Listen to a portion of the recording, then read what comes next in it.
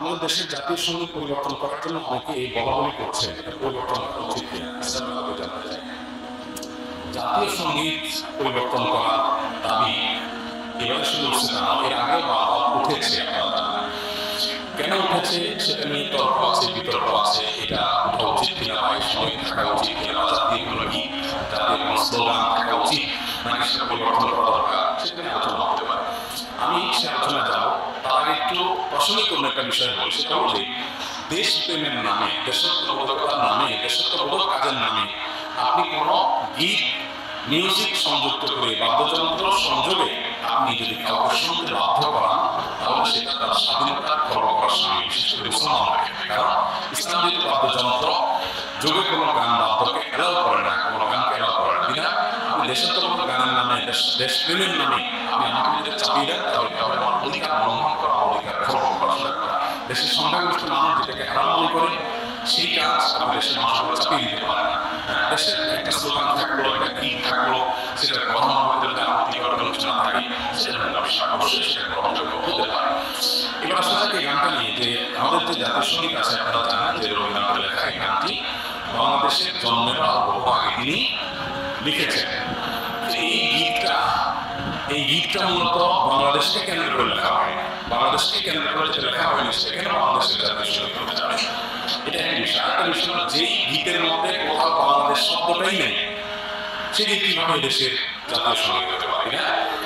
আমি তো মনে করি যে এই দাবিটা অযৌক্তিক না, যে আমাদের জাতীয় সঙ্গীত পরিবর্তন করা একটা সময় সবচেয়ে গুরুত্বপূর্ণ দাবিগুলোর মধ্যে একটি। আর এখানে বিষয় হলো আপনারা জানেন যে হিন্দু ধর্মাবলম্বীরা তারা পূজনীয় বা দেবতাতুল্য এরকম কিছু মানুষ বা কোনো ব্যক্তি বা বস্তু থাকে, তাদেরকে তাদের দৃষ্টিতে তারা সেগুলোকে মা বলে সম্বোধন করে। ইসলাম আমাদেরকে এইরকম কোনো ধারণা দেয় না। মাতৃভূমির প্রতি ভালোবাসা এটা একটা সক্রিয় বিষয়। এটার জন্য মুসলমান হওয়া প্রয়োজন নাই, এটার জন্য মানুষ হওয়া যথেষ্ট। শুধু মানুষকে অন্য প্রাণীর মধ্যে আছে নিজের ভূমির প্রতি নিজের টান আছে। একটা কুকুর, একটা বিড়াল, একটা প্রাণী দেখবেন যে সেই যে ভূমিতে থাকে, বসবাস করে, যে ভূমিতে তার জন্ম বেড়ে গেছে, সেটা প্রতি সমাজের একটা টান আছে, সেখানে মানুষের মধ্যে অবশ্যই আছে। আমাদের নবী সাল্লাল্লাহু আলাইহি ওয়াসাল্লাম মক্কা থেকে যখন হিজরত করে মদিনায় আসেন, তাকে যখন কেবলা পরিবর্তন নির্দেশ করা হলো, তিনি যখন ফিলিস্তিনের দিকে নামাজ আদায় করছিলেন, তিনি বারবার করে মক্কার দিকে যেন কেবলা করে নামাজ পড়তে পারেন, নিজের মাতৃভূমির দিকে ফিরে যেন তার সালাত আদায় করতে পারেন, সেজন্য আল্লাহর কাছে বারবার করে বিভিন্ন আলোচনা পেশ করছেন। আল্লাহ তাআলা কোরআনে সেটা উল্লেখ করেছেন, আপনাকে আপনার মনের মতো আপনি যে কেবলা প্রত্যাশা করছেন সেদিকে ফিরে সালাত আদায় করেন। এখান থেকে বোঝা যায় মাতৃভূমির সমাজের টান থাকা এটা একেবারে প্রাকৃতিক একটা বিষয়। এটার জন্য কোনো জাল হাদিস বানানোর কোনো প্রয়োজন নেই যে দেশ থেকে মেলানো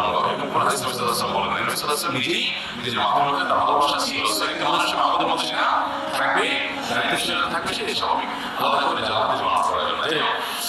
তো মাতৃভূমির প্রতি টান এক জিনিস, আর সেটাকে পূজা করা আরেক জিনিস। ইসলাম আমাকে এটাকে পূজনীয় করতে বলে নাই। বিরাট সংখ্যাগরিষ্ঠ মানুষের বিশ্বাসের সাথে যেমন যায় না, এই গীত বাংলাদেশকে কেন্দ্র করে লেখা হয়নি, এটা বাংলাকে কেন্দ্র করে লেখা হয়েছে, পশ্চিমবঙ্গ, পূর্ববঙ্গ মিলে।